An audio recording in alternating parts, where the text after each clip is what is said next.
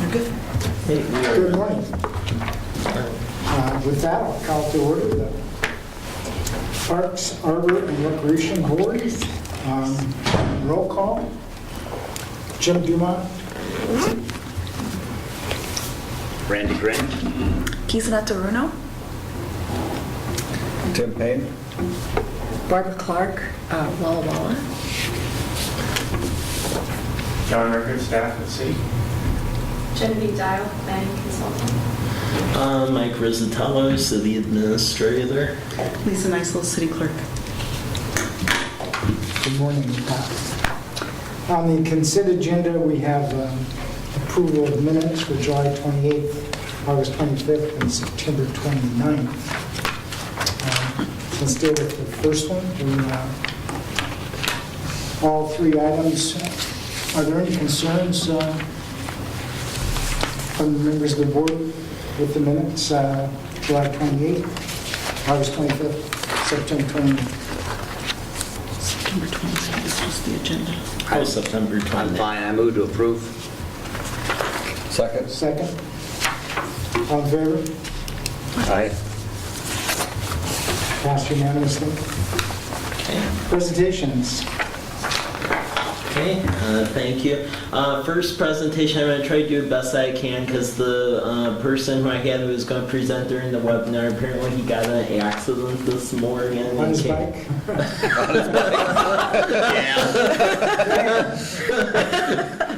Well, anyhow, he can't be with us, so I'll try to present an overview of this. We have printouts of the presentation that they were going to present. So Lime Bike is basically a crowdfunding website. That's how it originally was founded, and then they got a bunch of investors to create the company. And pretty much it's bicycle sharing, and how you reserve the bikes is basically through an app that's on your phone. And if you don't have an account for them, it's pay as you go. It's $1 for 30 minutes. Students are 50 cents per 30 minutes. And if you register for their app, there's actually a further discount. There's zero cost to the city, and the neat thing with this bike is that there's no racks needed. Basically, after you're done using it, it has locks on the bicycle and you just leave it in place. So the city would not incur a significant expense putting in bike racks because there's none needed. The nice thing with opting with Lime Bike is that the app has a GPS data collection, so for the folks using it, we would actually get maps from them in real time showing the most well-traveled bike routes. And that would help us with our planning for bike routes throughout the city, into the city of Walla Walla and the unincorporated county as well. In talking with them, they want to enter this market next fiscal year, so in 2018. They're entering Pullman right now, and then they've entered Seattle as well. The key thing is, if they're serving this area, what Gabrielle has indicated to me is they want to be able to service both cities. It isn't a case that they would just go into College Place. If Walla Walla didn't want them, it's pretty much an all or none type deal. Beyond that, once we would enter into an agreement with them, they will place the bikes wherever we would want them. So it's scalable. They'll give us however money that we would like.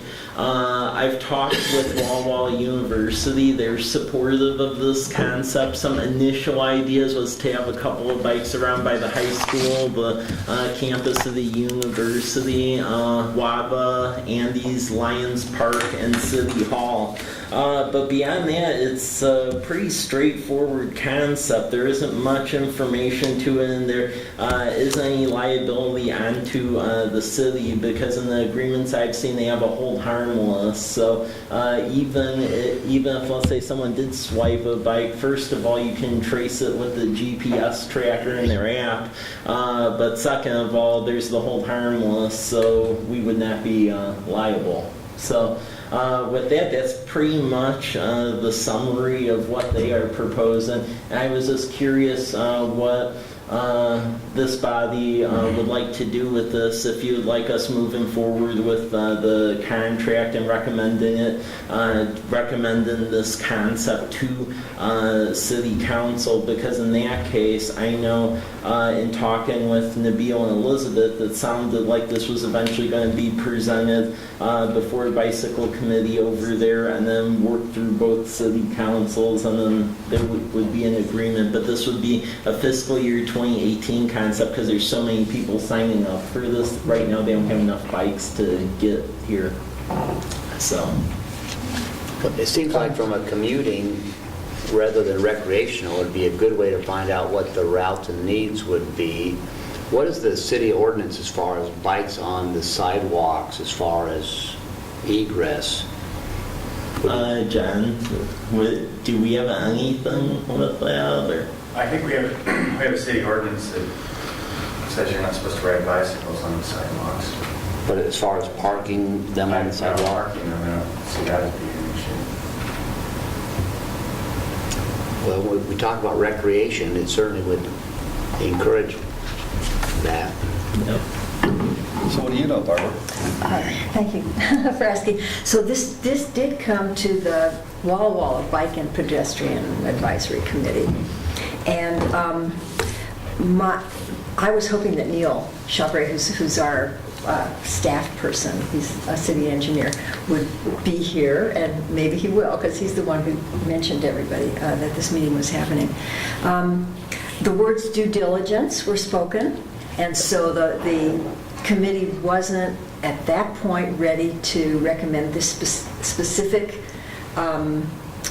program. I guess there are several different companies and organizations that are working on these sorts of programs. So the Bike Pedestrian Advisory Committee wanted to get a little more information about this.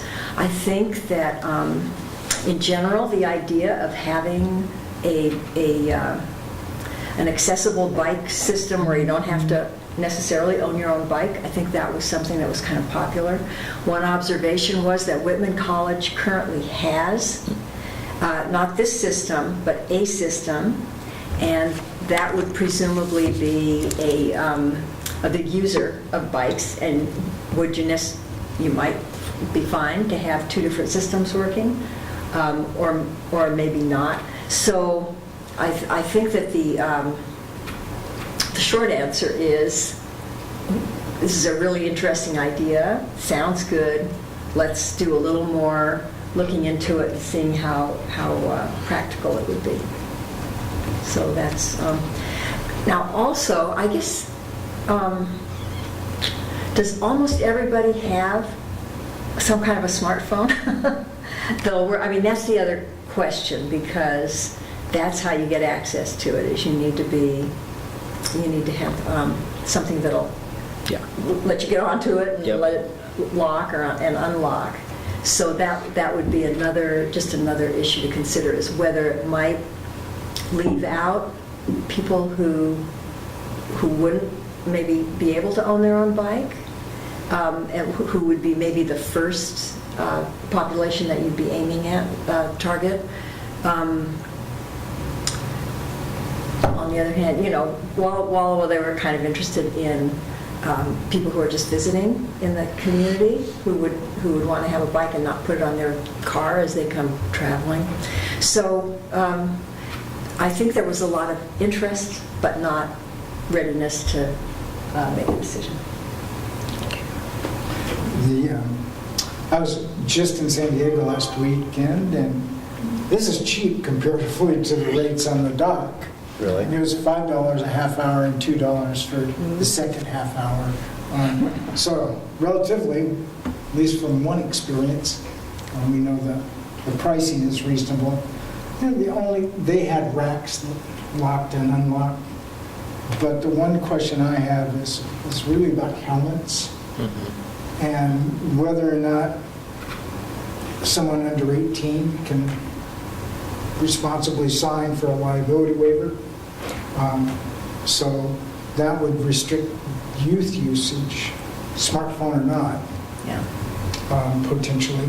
So just, those are probably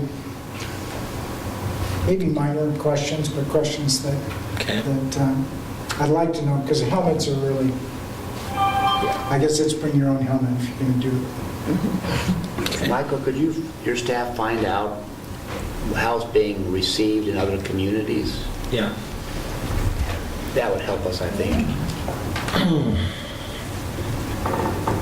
I already talked to cities where actually I went to undergrad at Champaign-Urbana in Illinois because it was rolled out there and it's been greatly received over there. They've been actually adding more locations for these bicycles because a lot of folks are using them.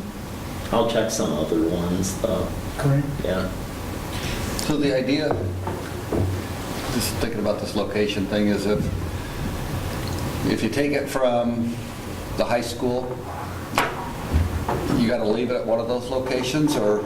That is the concept. Basically, once we would enter into agreement with Line Bike, we establish some locations that they should be at, and you need to leave it one of those. It could either be the locations in College Place or locations chosen in the city of Walla Walla. So that plotted on a map might be interesting to take your locations, your initial locations, and plot that on a map and see if you like that. Okay. I mean, you're going right down College Avenue with most of that, and a couple bumps over to the side. I'm going to imagine some people are going to probably want to go to Walmart. Yep. And that whole area over in Walmart area. So it doesn't necessarily have to be Walmart, but that whole plaza right there is building out. So, well, I agree with everything Randy and Jim said. I guess I'll add you might want to have a map and look at how close they are and where does that get you around our city. Maybe you might want to trade out a few of those for someplace else. Is there a limit on how many No. spots? No. We tell them. We tell them how many spots and how many bikes. Okay. All right.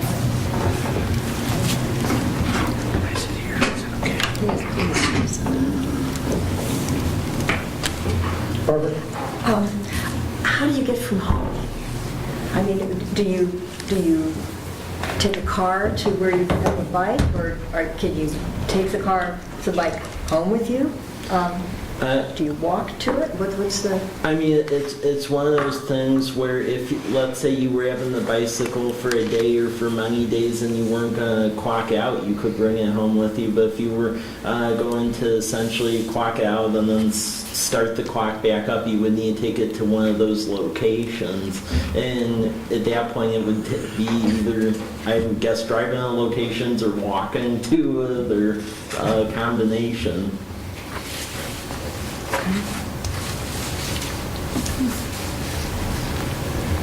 And what I like about this compared to a lot of the other bike shares is there are ones where you don't need to have an app and that you can pay, but at that point, a lot of those I've looked into and the city would incur cost, including maintenance costs on the racks and the units to actually pay for the bikes. And we don't have that sort of room in our budget, so this is the best way of having a service that I could find, at least, of having a service and not have any sort of fiscal impact on the city. Is the contract multi-year? Is it single year? What's the contract duration? It's single year. It's single year with like rollovers, and then there's like a 30-day get out period at the end. What is the service charge on the app?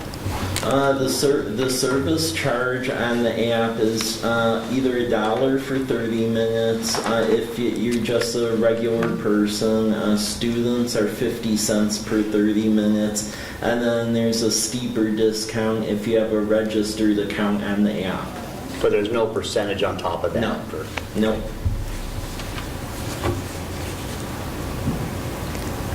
I'm trying to think how this works, because if I don't do much biking, and I live walking distance from the downtown, so when I'm not in a car, I'm more often walking.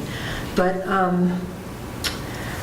does College Place have, and Walla Walla really doesn't, like a park and shop lot? I'm trying to think, for a bike to work, you need to, I mean, if you're going to walk for half an hour to get to a bike, I don't know if that's, I mean, maybe that would work, but maybe not. So I'm trying to think how these are going to be I think used the practically. key to this is having enough locations where these bicycles are at, where there isn't like a substantial walk associated to it. So in talking with colleagues in the cities of Champaign and Urbana, they have little groups of these in the commercial areas, but then they also have them in the residential areas They do. too, Okay. in certain areas, and there's enough of the locations where it pretty much all works out at the end.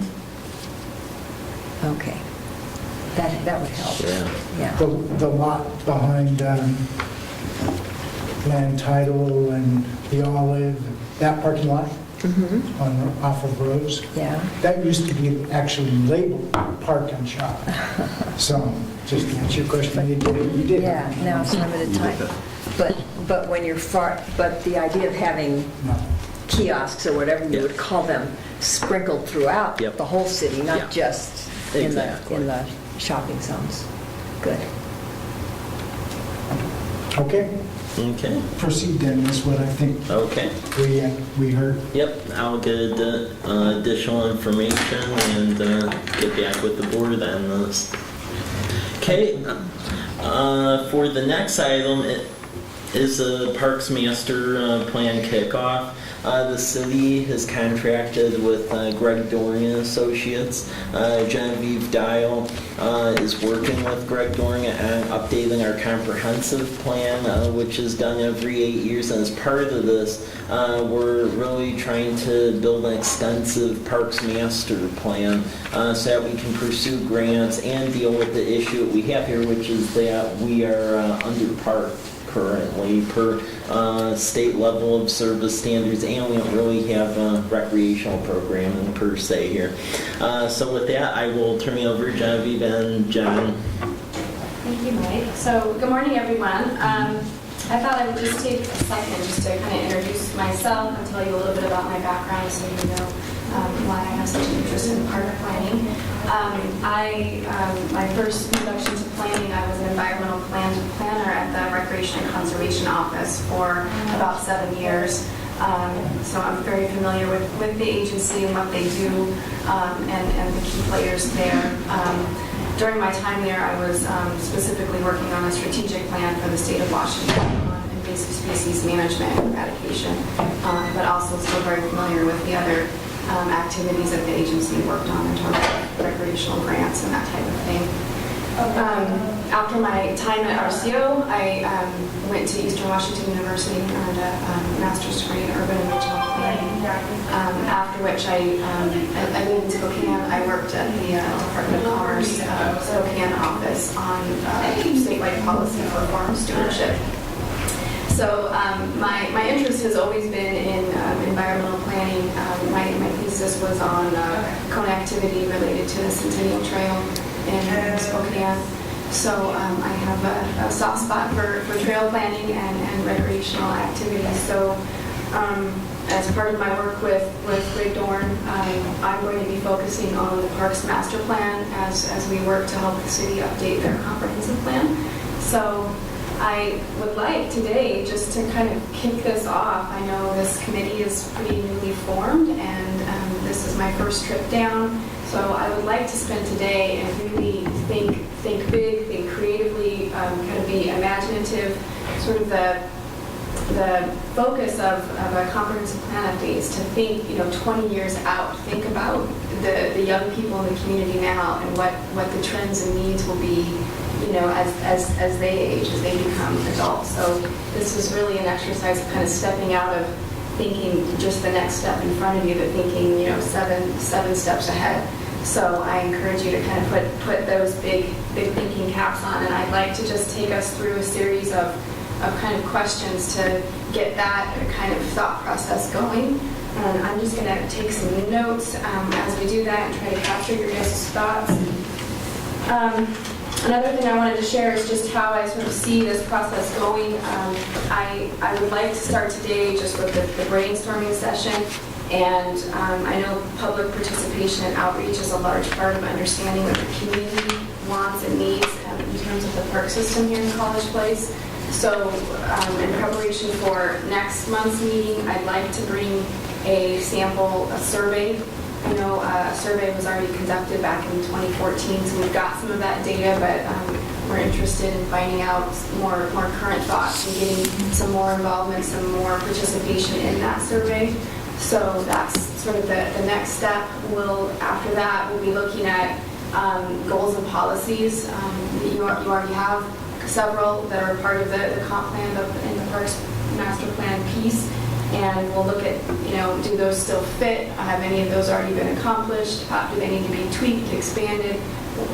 So as we go through this, just be keeping in mind kind of what this process includes. And then I'll help draft up some new goals and policies, and we'll look at those together and see how things fit. So that's roughly an outline of how I see this process going. Greg Moore and I have a GIS guy that works with us, and he provided some maps of each of the parks, and so I thought I would just pass these out, if you don't mind passing them around, just to kind of provide you a visual aid of what the community currently has in terms of park facilities, the amenities at each park.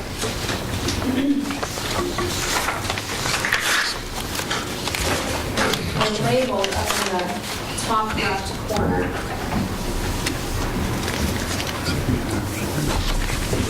So we have them for Kiwanis, Lions, and Columbus Meadow.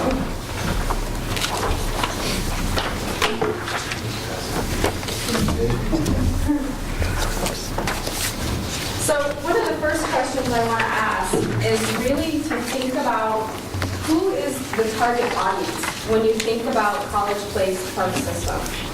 Is the target audience specifically residents of College Place? Is it specifically, are we focusing most on families? Are we focusing most on active adults? Are we focusing on tourists?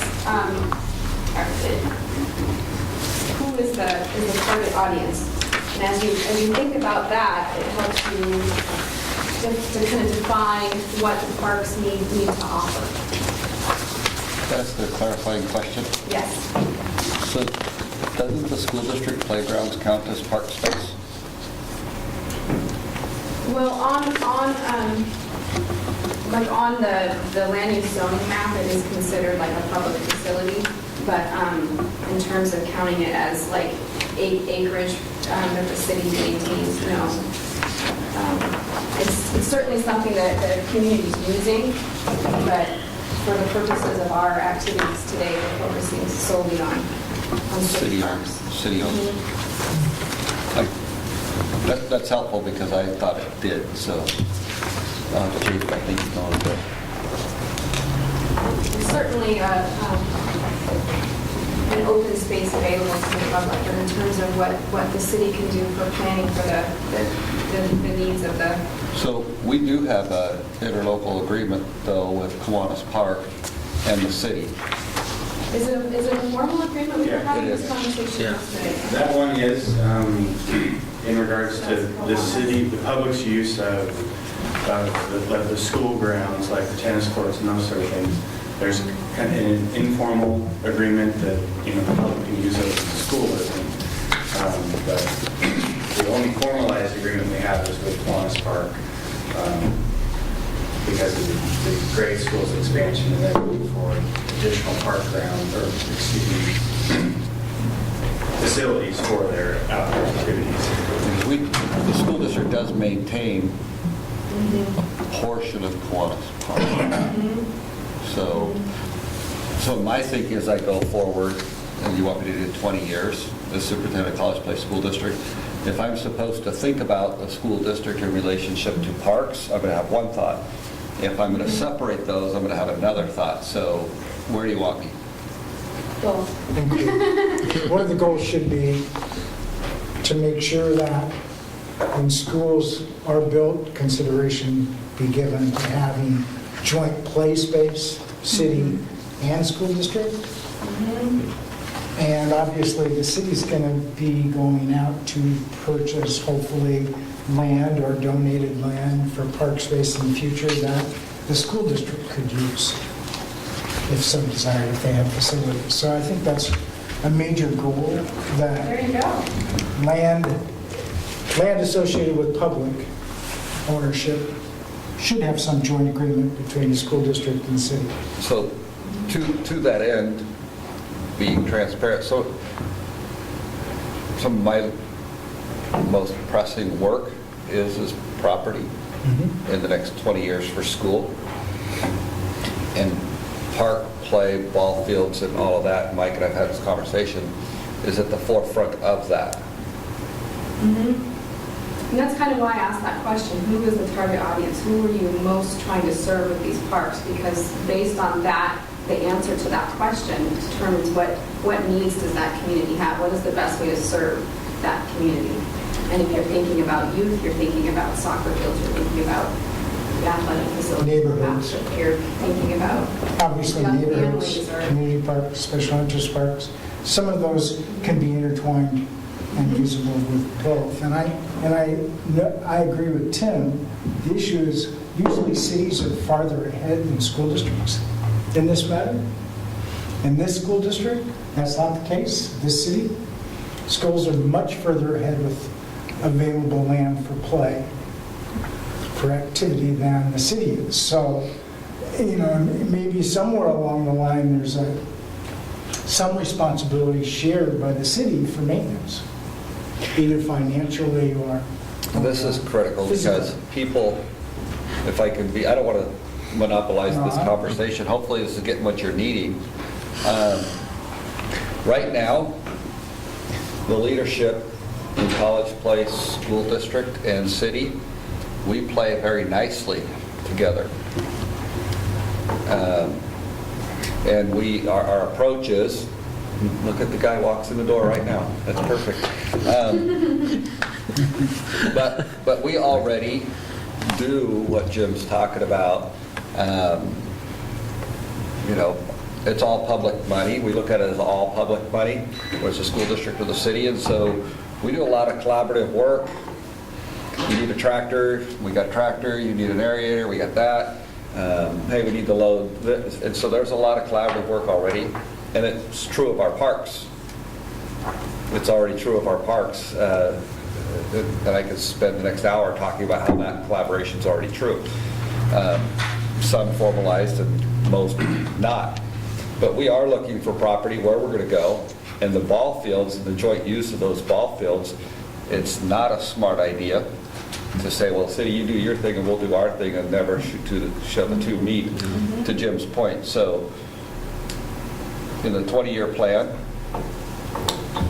and Mike and I've already talked about this, so this isn't new to us. Yeah. Where does the school want to go? How much property do they need? What do they need for ball fields? And what does that mean for the city? And you can do those at the same time if the players are willing. And right now, the players are extremely willing. I'll quit with that. Well, and one thing I would add as well, just because I know in Colfax, after I left, it was a lifesaver, at least from what the school superintendent told me, is we were playing well together and we decided to make sure that that would continue. We actually did put together a formal interlocal agreement that just covered everything, and it was passed, and there was some discombobulation that occurred after I left, and apparently it was a lifesaver. It helped help save a lot of what was going on. So I think since we are working so well together, that it would be advisable as we're growing this joint park system that we get a little bit more of an advanced master interlocal agreement for park stuff with the school. And you know, just so the whole picture's seen, when the city ends up having a recreation program, then the indoor space in the schools become primary, Yeah. unless you want to go out and build your own community center Yeah. with a gym.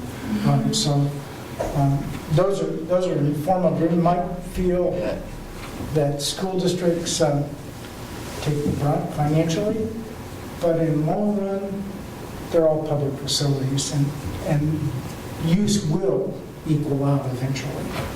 So in College Place, what actually happens there right now, we're doing most of that with Walla Walla Yeah. in terms of our facilities.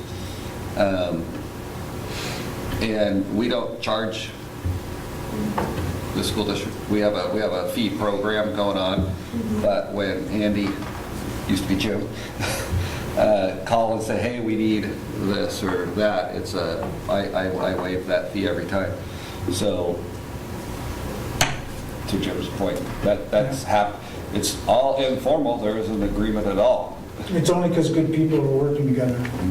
But Michael's right. It needs to, while you're getting along, Get it done. The players change and then Yeah. the definitions change. Yeah. Okay, well, that's great. I mean, I think just from that conversation, I can already see a couple of goals coming out of this, so, yeah. Okay, here's something, Jim mentioned users, neighborhoods being the users. And parks, in many parks as well as schools, tend to be how people define their neighborhoods. And I think it's really important to have, particularly as, I think all of us, as time goes on, and as it becomes more and more important to have people working together, I think that it's important to have meeting places for neighborhoods in the park. Whether it's a pavilion that has chairs and tables, or if it's connected with a school district, you know, being able to use part of the school building. But it seems to me that that's a function also that parks can perform. yeah. You asked us to think big, and if you think as big as parks get, you go eventually to Central Park in New York. And if you look at what that park does for New York, it's a huge visionary act that somebody performed way back, and I'm sure it's well documented. But what it does for New York is absolutely stunning. To find an oasis like that in a place that is crazy. That goes well beyond recreation as far as ball fields. It defines a neighborhood, and it defines ideas about what's behind the people who are there. And so when you think really large about what it is a park does, it goes beyond simply playing fields, and it defines something about what the people are. And I think that we'd be wise to think about those things and what it means to College Place. We probably missed our opportunity for a Central Park here, but there still could be something, I think, that defines what it is that people are here for, what they do, and what their values are. And so that's my statement for big. Yeah, and Walla Walla's Pioneer Park Right. is actually the centerpiece, although it's not the centerpiece of downtown. But it does provide a variety of spaces for a variety of uses based upon individual needs. And that's, I was going to say, it's not all about playgrounds and ball fields. I agree with Lynn. It's got to have arboretum areas. You got to have maybe aviaries and maybe. I was going to say, let's move on to that one. But I'm not going to go any further with that idea. And, that's something, and I just want to add some of the whole idea for like a town square Central Park. I wouldn't say that is exactly lost, because one of the things that occurred to me when we had our little fireworks show in July and all the people came out is that empty piece of land that the university has between Davis and Bathe and 4th and 6th. That's right in the area where we have no parks west of College Avenue. I know they want to use that eventually for some buildings, but maybe some of that could be saved or something, because it seemed like a lot of people use that already for unofficial recreation. It's right in the middle and not that far off College Avenue. It's just we don't own it. So It's a good point. I see the recreation when it snows. Usually it's students in cars doing donuts out there. You're not talking about eating donuts. No, I'm talking about doing donuts. Yeah. The thought that I would throw out there just in my travels around, Yeah. parks can be a very big economic development driver, and I'll just leave it at that, depending on which direction you choose to go. I'll give one example. So currently, the Walla Walla Valley doesn't have a multi-use artificial turf space. He or she who gets that first is going to be a large economic driver. But I wish Michael was around when I was trying to do that. We just didn't get it. We didn't get it done. We just missed, right? Yeah, just On your missed. project. But that's an example. If you have that, it attracts people, and then those people spend lots of money in your stores, your fast food, your hotels, and so on and so forth.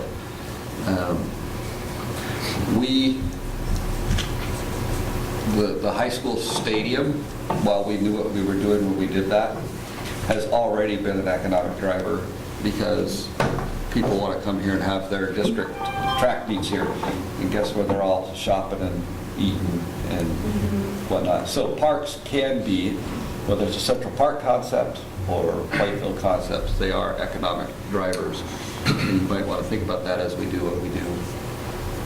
So I've attended some, been in a place in Boise where they have done a park with a theme towards cancer recovery, and it's an amazing place. It's actually close to a sort of exploratorium children's museum area, and it's also along a river, very nice the way that they've laid it out. And there's my wife, being a breast cancer survivor, this was really an emotional experience for her to go through it, and they did a very good job in sort of making this park work well, and create an experience for the people who go through it. When I attended the meeting, the master planning meeting here a month or so ago, and it seems like there's an awful lot of things that are coming together for College Place. We have big thinkers, we have a new Main Street, we have educational institutions, we've got a burgeoning group of people, as residents here. What the missing piece is, I think, for long-term, along with parks, is we have a potential for economic development here that is untapped, and is, I think, the key to unlocking a really brighter future for College Place. And if we can synergize on some of the things that we have as needs, perhaps there's a park associated with some part of a library that's associated with some part of an economic development picture, which is associated with some sort of a makerspace, which is associated with a place where people want to go and hang out, be part of a creative culture that is connected to education, is connected to opportunities, is connected to technology and perhaps industry. If there's a way we can meld all those interests together into one very powerful place where there's many, many reasons to be there, whether it's about the library or it's about opportunity or it's about ideas, making an experience that kind of melds those things together is really exciting to me. And could be a game changer for how people see their own community. Right now, I think the majority of people who've been here for more than 10 years see themselves as a bedroom community to what happens in Walla Walla. And Walla Walla is an awesome place. I love the proximity to it. It's a great spot. But College Place is in a position to define itself. And we have the right set of things coming together to make that happen. A bold space like the one I just described could be amazing. And then if you have it in proximity to some kind of a, an event, your artificial turf, sort of a place where there's a lot of people coming in, I mean, then you get it exposed as well. To me, that's just like, wow, how could we make something like that happen? You're going to end up with a really attractive place that actually gets used. It's not just little bits and pieces that are scattered amongst the community, which is important too. It's a bolder vision of what could happen. So could you write down, I just want to capture something that Leif said, if I could be so bold. So I think his question is what is our connected experience? What is our connecting experience? What is our connected experience? You can do all kinds of little things all over the place, but what I think I heard you say is the question to answer is what is our connected experience, and plan accordingly. So they're not done in isolation. Right. I guess the one thing that I walked away from that last meeting on the master planning was an excitement that we're going through this step, a real concern that there was not enough discourse and there needs to be a process that we intentionally, and I want to use the word intentionally, require volunteer and community-based participation in input. I think if we're really trying to drill deeper into this area, we have to have a coordinated plan to get, you got experts in this room, thank you Jim for being here, and Tim, but we need the depth. I was going to say, We need the depth to get hundreds of citizens involved in the process so that when we can put it together, they feel like they were part of it and will own it, short and long term.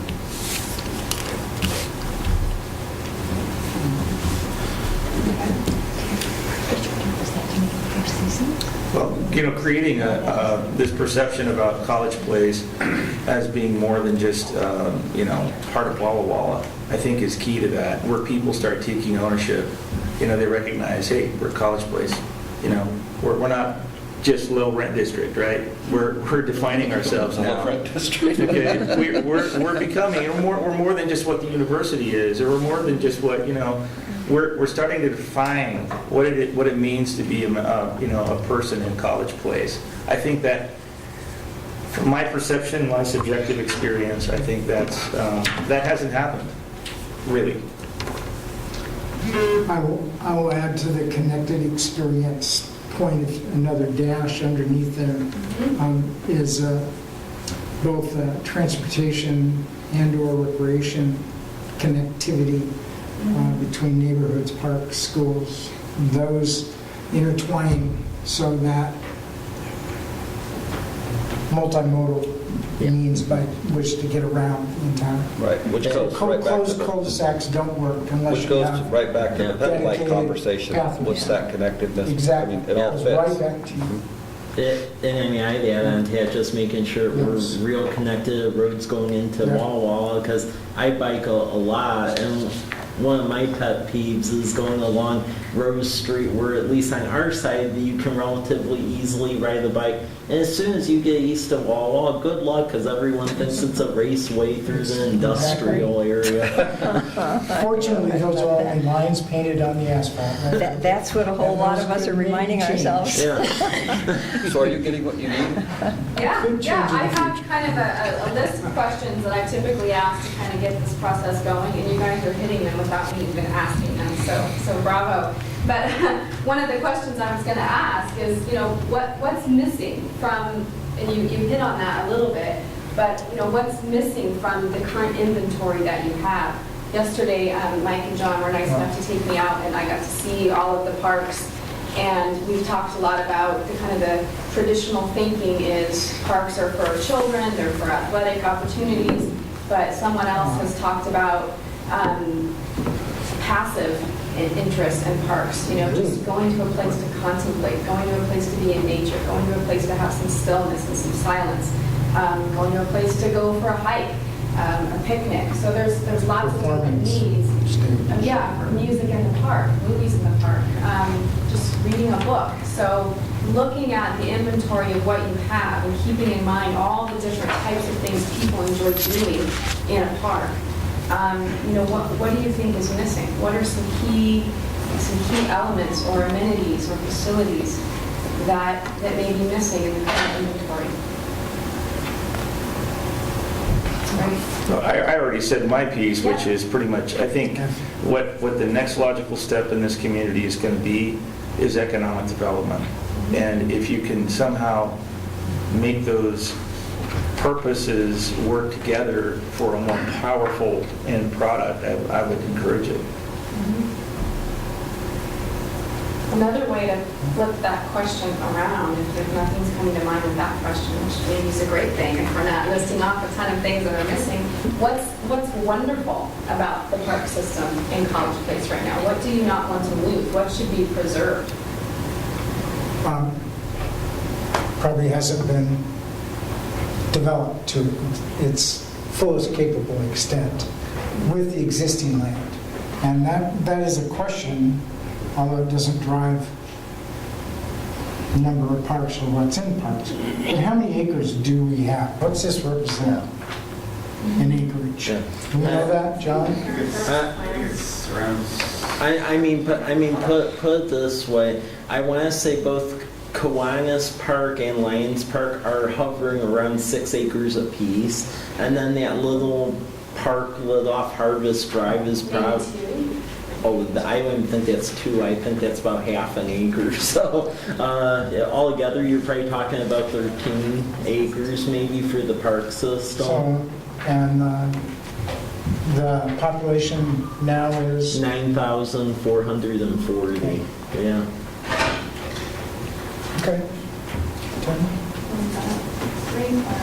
So that kind of leads to one of my questions, which is, who are the underserved populations in this community in terms of access to parks and the amenities that are available at the parks? I know when we went on our tour yesterday, we talked about that there wasn't parks really available on the west side of College Avenue. Yeah. Most of the parks are on the east side of College Avenue. So who is that leaving out in terms of walkability and access? So that's something to think about as well. Yeah, we have 17.5 acres. 17 head. Yeah, Kiwanis Park is 8, Lions is 9, and then Harvest Meadows is a half an acre.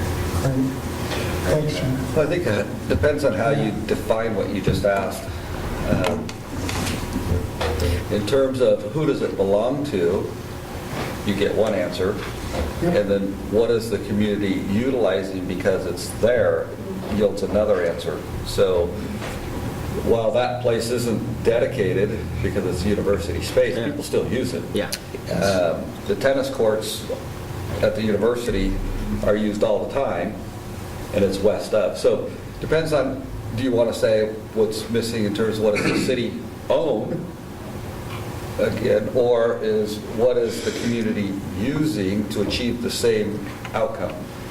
And depending on which way you answer that question, you'll get different answers. So if today's conversation is what is the city, the public own, then yeah, we're lacking. if you look at community assets, it's a little better. Move that.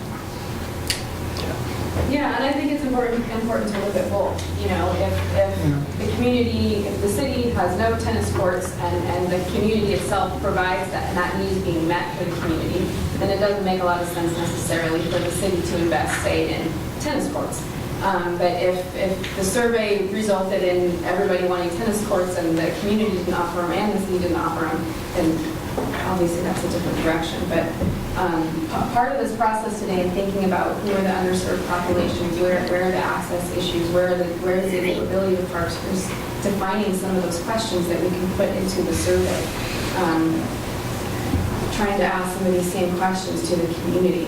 Well, 20 years from now, Facilities and amenities that they want to see. 20 years from now, the city isn't going to be where the city is. It's moving a particular direction, and where that direction is, nothing exists. And so, to Leif's point, what's the connectedness of what is and what will be, and what do you want that to be intentionally? The area that northwest that subdivisions are being built by. Haven Homes. Yeah. Haven Homes. That's really nicely served by Rogers, which is a private school, but the open land they have is wonderful. So, I would say that was an area that was underserved, but not really, because we have a private entity providing that. Actually, And then Rogers teachers just raised money to put a new playground in the Fort Walla Walla Park that I was a part of.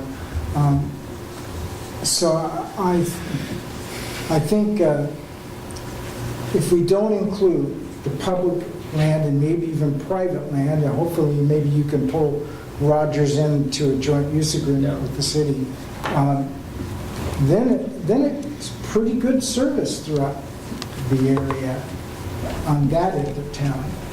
Schools have great service on the new part of town, the end of College Avenue, right? Yep. Great public land. Lions Park does a good job, Columbus Park does a good job. So there's no arboretum, there's no special non-sporting open, just versus open play.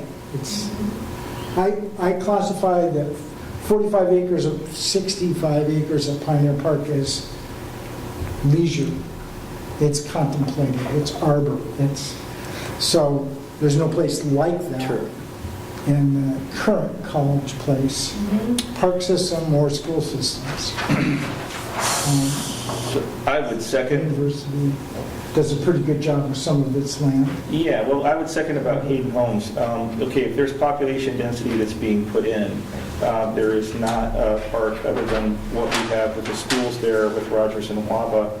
I would plug that as being a really great spot. In fact, I have a place in mind. We live across the street from the tennis courts at the Walla University tennis courts. I'm very familiar with what happens on 6th Street and how that space is being used. I think the university has some issues with the way it's used on Saturdays. There's some objection there, and I've seen them put up things that keep people from using it on Saturdays. That has come and gone depending on the perspectives of the people in charge of it. But if you're looking at Hayden Homes and how that connects with the property of the university and thinking of that as recreational space, the way it's being used, there is a spot near Hayden Homes, and my family holds it near and dear. As our kids grew up, we would take our kids to the tree. There's a tree. This tree is positioned just north of the hillside slope that is along the south edge of the Hayden Homes area. And it's this old gnarled tree that looks like it should be, the Na'vi should be living in it. And It's gnarled and old, and it's, I'm sure, a long-time makeout spot for everybody from Wava. But it's a big tree. I used to paraglide around it. I have a paraglider, and I would go out there, and this is an awesome spot. And it's nestled sort of right in a corner of where this hillside comes down, and it would make a spectacular small park. And a pathway that follows along the edge of the hillside there would connect that small park, or larger park perhaps, with the existing Walla Walla University property. Would make a really great contemplative sort of walking path. And I'd love to see that tree preserved, because all I can think of is, the caterpillars pushing it down in preparation for 6 little houses, So I would like to see that as an area. I think it already has a certain mojo that could be capitalized on and make it a spot where people really enjoy being. Okay, that was my subjective statement for the day. You did bring up pocket. And pocket parks, as we know them, happen everywhere. But I certainly suggest to the city, you don't accept small pieces of land and creates what could be a nice pocket park. But it really has no use, and the cost per acre to maintain is the highest cost you can absorb. So from a maintenance, there's nothing under 3 acres. However, sometimes you don't have that choice. And an acre would be great. But boy, the most expensive park per square foot to maintain for the city of Walla Walla is the Xeriscape Park. Even though volunteers maintain it, Yeah. it's still the most costly park per acre. And who, you know where it is? It's the end of Rose before it turns in at Isaac's. There's It got a- torn out, didn't it? The road project? Did it get torn out with the road project? No, we got a little bit of adjustment, added a walkway, a little better walkway through it actually, but it's still there. You would think that rocks would be cheap as a Xeriscape. It wasn't rocks. Not rocks, okay. It's not rocks. Some wonderful people in the community maintain it, but the water alone makes it the expensive part, even though Xeriscape. So, There's not that much. just an interesting piece of knowledge. So we need to look at spaces that are bigger than an acre in almost all cases, if possible. That might be an asterisk in the development of the park system. Well, I still see a need for, And gifts of neighborhood associations can be great. They also can be an albatross. Well, and that's something else that, at least in this plan, I think we're going to have to deal with, because there are some neighborhood associations where there aren't people to serve on the association, and they're contemplating dissolving, but they have quite a bit of money set aside. So the discussion point needs to be, if let's say there's enough money, should the city consider taking a neighborhood association park or not? Like, for instance, there's a park, a neighborhood association park off at Newgate. Is you're going off at 12th Street heading towards Scenic View to the right, and that's a case in point where right now on their HOA board there's 2 people on it, and it isn't like they're fiscally distressed. It's just from a practical standpoint, there's no one really left to serve on it, but they have the funds to throw to us toward the park. But do we accept it? Do we not?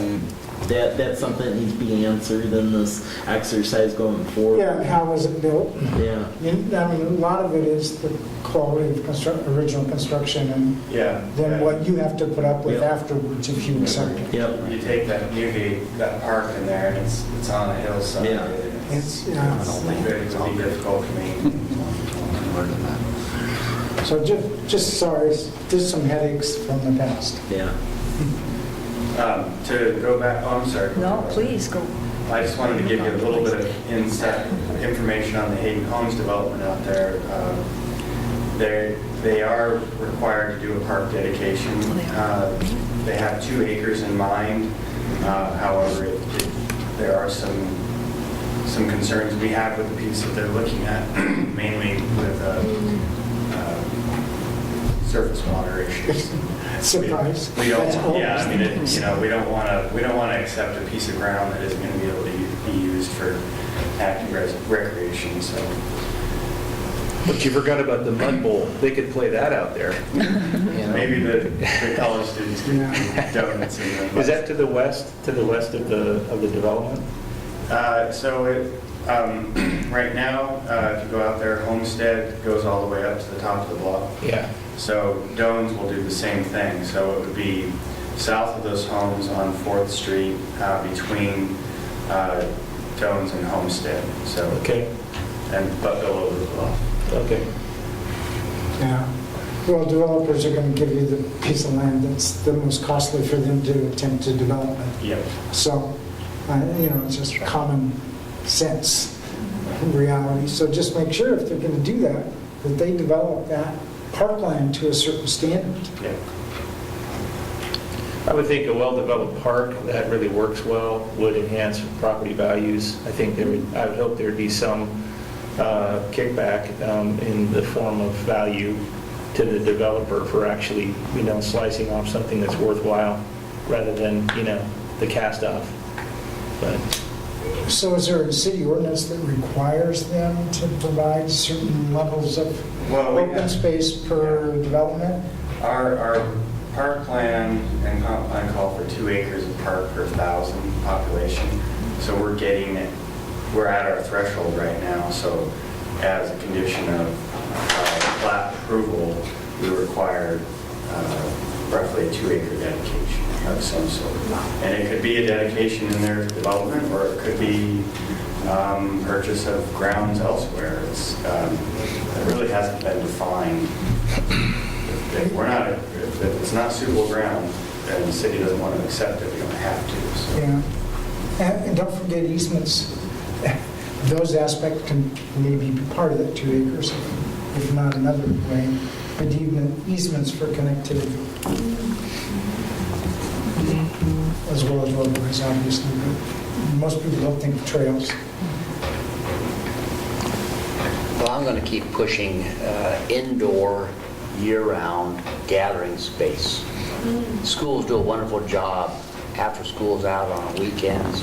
Parks are great, the weather's decent, but as College Place grows, to have a place that's accepting of all ages, all economic levels, to gather and communicate year-round would be a real feature and needed because we don't have it.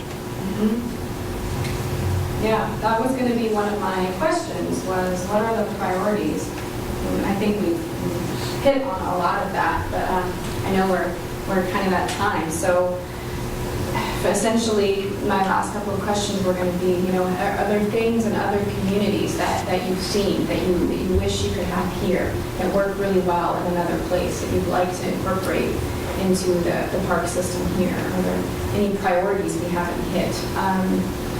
Any things that you would like to do differently? Those were kind of the last few brainstorming questions I was going to throw at you. Or anything else you want me to know that's important for me to capture as I go back and write this up? Just something because of the description of that tree. I just wondered whether College Place has a heritage tree protection ordinance, or do you have any kind of landmark protection ordinance? Are those things that would be helpful? So I would have to check on the code that was adopted a while ago before the commission, but we do have a relatively new street tree ordinance because the city is trying to become a tree city so we could get some grant money to put in more trees. There is a heritage tree designation within that. I would have to read through the process. Okay. It's actually this body that decides that. So. Yeah, I was thinking we would be deciding that. Yeah, yep, As part of the Arbor portion of this board. Yeah. yep. And Sacred Jason. Wall's got a great heritage tree ordinance that works, developed by the citizens a long time ago. And there's many trees that are included in that. And there's many trees that in the champion tree list, there are some in College Place that I don't think have any protection availability. So, just as a note. I'd be careful about chasing grants than who's controlling your city because of the grants you Yeah. chose to sign. Just a FYI. Yeah, sometimes you want streams on your land and sometimes you don't. I know you're thinking about that, but I just want to say that Yeah. out loud. So I can say it But, myself. well, the grants that we'd be pursuing through Department of Natural Resources, I was able to get a bunch of those when I was in Colfax, so I know all the strings that come with it. Luckily, those there aren't that many, so. I would suggest you send us some questions in email, and so we can do some research looking and deeper thinking. Just because we're running out of time, I don't want to miss the opportunity to do some deeper thinking and reflection on that. I'd be happy And to. so Good review. I would be willing to respond to some email things and might be able to pop some pictures or whatever and populate and give you some feedback. So I don't know that just because we're out of time, we want to quit the conversation and deeper thinking. Yep. Yeah, well, that's great. We can use today kind of as just an opportunity to get those thoughts flowing, and then you have some time to go back and kind of sit with it and maybe be prepared, and then when you have time to sit down and type something up, send me your thoughts in more detail. I think that's a great idea. Yep. Town square with the central library and play space. One of the things I would ask to that though is that if somebody replies, they reply to everybody. Gathering space. So you hit reply all. No, please. Well, how am I supposed to know what OPMA. Jim's thinking? You're gonna, We how can do- we can report Public back meeting. on that at a meeting. Yeah. Yeah. Do not reply all, please. But Lisa knows a lot of the public meetings language Yeah, that I making don't, a so. decision. You cannot deliberate or discuss public business outside of an open public meeting. am I deliberating? If you're discussing city business, yes. If you are passing ideas outside of an open public meeting, yes. Yeah.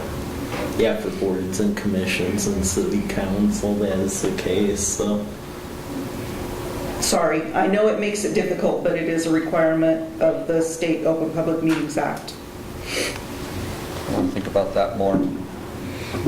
Well, at a minimum, I can send out some questions. Yep. And you Yeah. guys can bring responses to the next Yeah. meeting. Yes. So that's maybe a safer way to do it. Yeah. So I couldn't email you back. No, you can't. You can do that. You can email her You can back, email do not her, hit it's reply just- all. It's just the whole reply all aspect of it, because then troublesome folks who call on cities could say that there is basically board deliberation going on through And email. any act that you then take can be invalid. I understand that part of it. Yeah. And so when your responses at the next meeting, those can be presented and have a conversation about it. Yes. So everybody knows. Or Yeah, what I they can can even be printed out and provided as part of the packet. I can gather your individual responses in the email, and then I'll summarize them and bring that summary document to the next meeting, and then that can facilitate a little more conversation along the lines that we had today. And I hope to, at the next meeting, also bring a draft survey. So be thinking about, some of my questions maybe when I send out the email, thinking about if there are any particular survey questions that you want to see. But for the most part, I think we have a pretty good idea of what makes a successful survey. So I'll bring that, and we can use that as a framework. And timeline.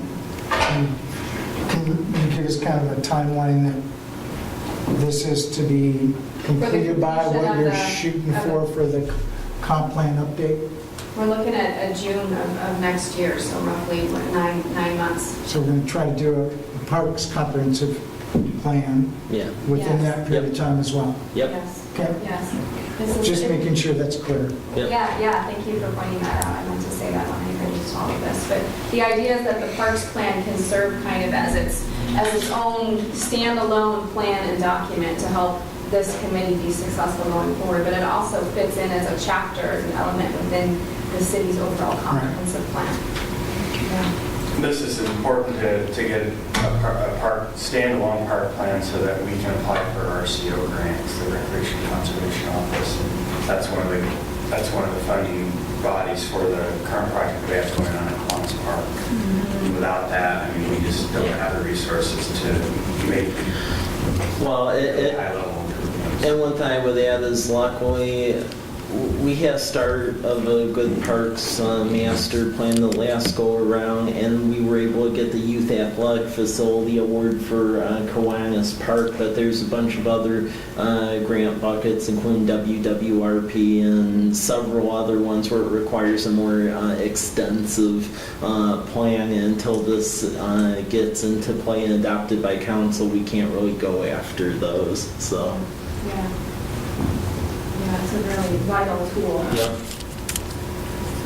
And some of the folks at RCO, I've been talking to them the last couple of weeks, and they're happy to look at draft plans as we go through this process and give us feedback so we can ensure that we're really checking all the boxes in terms of what they require and what they want to see to be a successful applicant for grants. So with that, thank you for your guys' time. I'll definitely be in touch via email.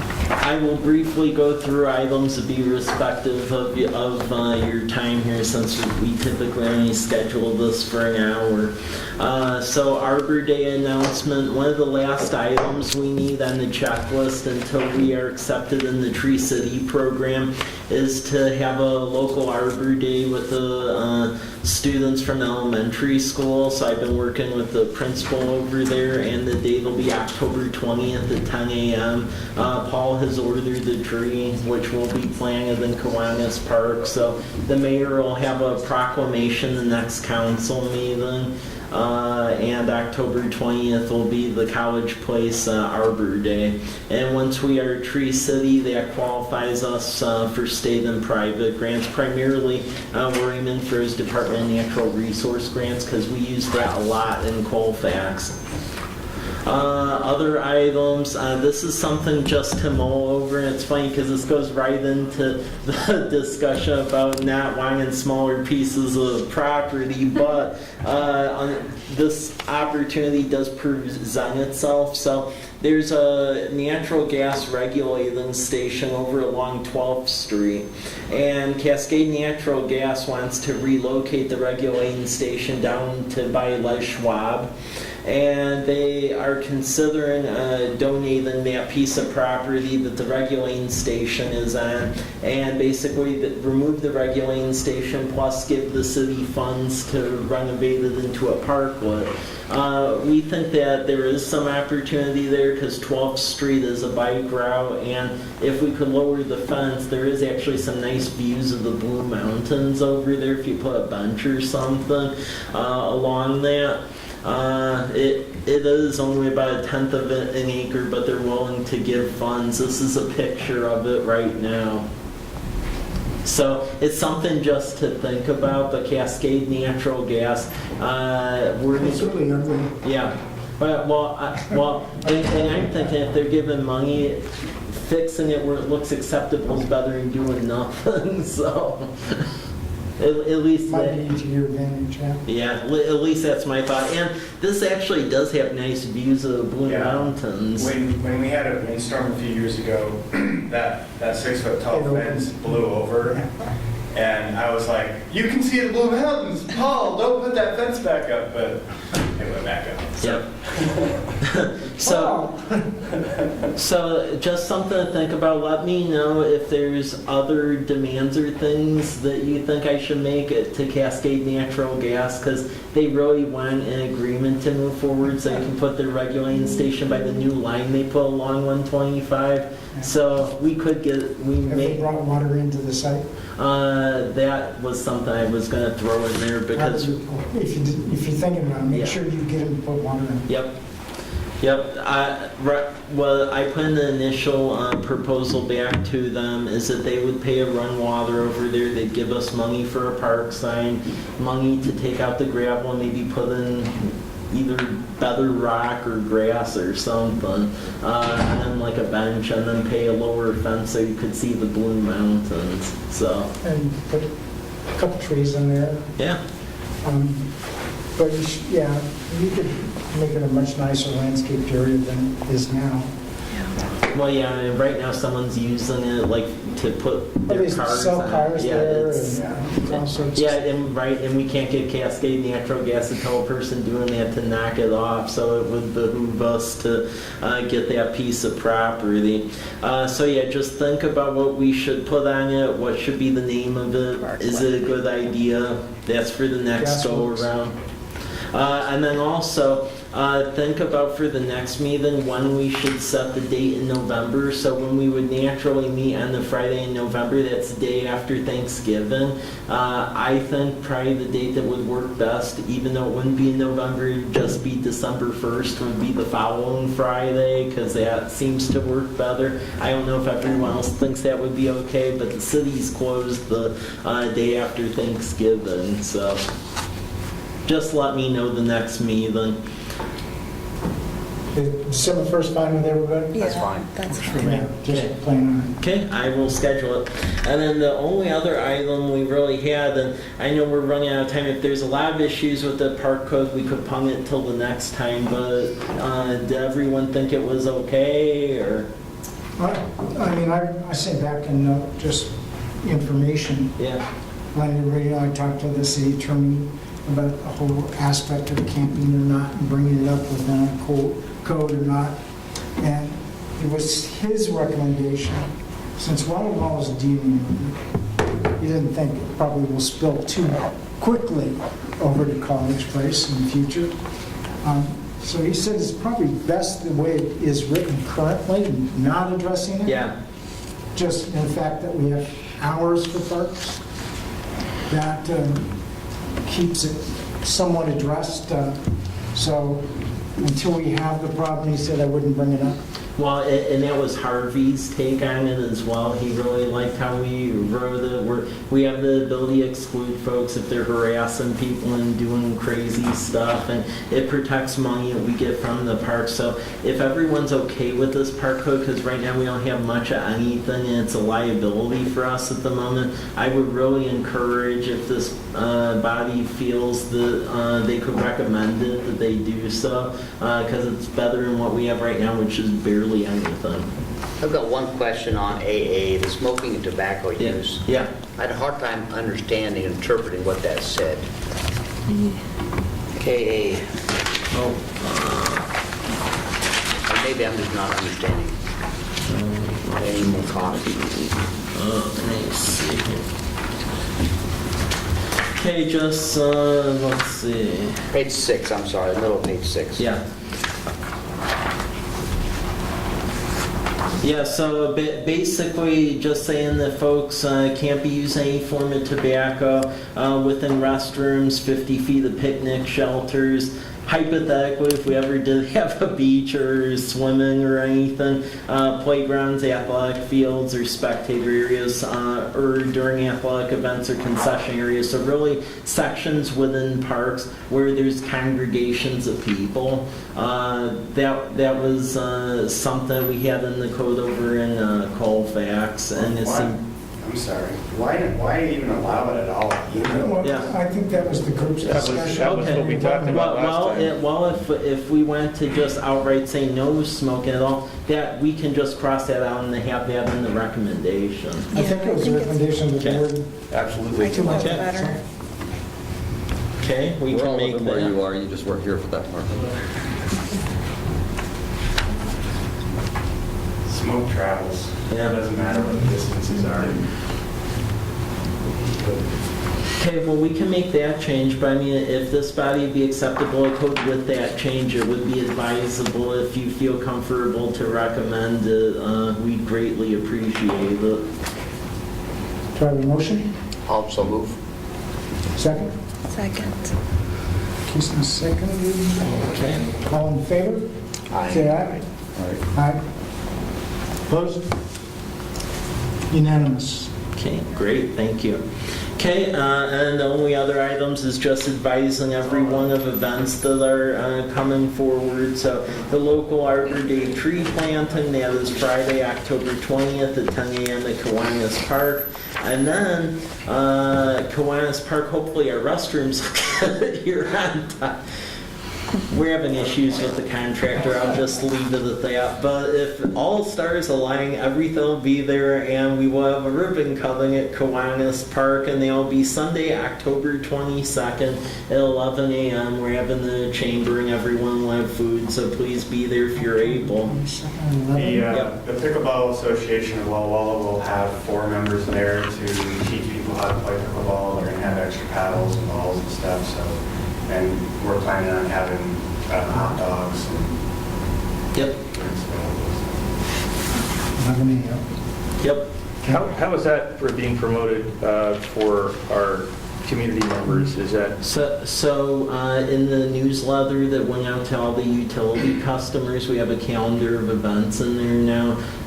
Plus, it's on the website and on all of our social media channels too. So it's in the calendar of events on Facebook, Twitter, and Nextdoor, and Instagram, and so forth.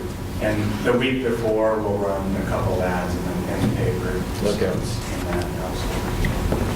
Yep. With that is all business I have for this, Bobby. Could I Other just business? be, just, I don't know if it's new business or what, but, all right, one thing that, now that this committee is established, and I gather you're taking the functions of transportation, bike, and those kinds, is that correct? Yeah, That's why we talked bicycle, about this? public art, Okay. recreation, and parks. You might want to consider maybe having once a year, a joint meeting with the Walla Walla Bike and Pedestrian Advisory Committee. Again, just to make sure that when you come from College Place to Walla Walla, there's a place for the bikes. By the way, we fought pretty hard. The Bike Pedestrian Committee was hoping to have bicycle traffic on Rose as an identified proper thing to do. But anyway, that's one thing that you might want to consider, just to coordinate, since we're going from one place to the other. The other thing that I didn't come in thinking about, but when you're talking about camping and thinking about homeless issues, you know that Walla Walla had to deal with the issue of you can't tell people they can't sleep in public places unless you have a public place for them. There might be, it might be something to think about, is to see how College Place can participate in some ways in the sleeping center. I know that there are College Place residents, to the extent that homeless people have a residence, but where their families are or where they went to school, who are at the Walla Walla Sleeping Center. And it might be that some kind of an interlocal agreement where there would be some participation by College Place in that, rather than setting up I don't know. I'm only, this is, top of the head kind of thing.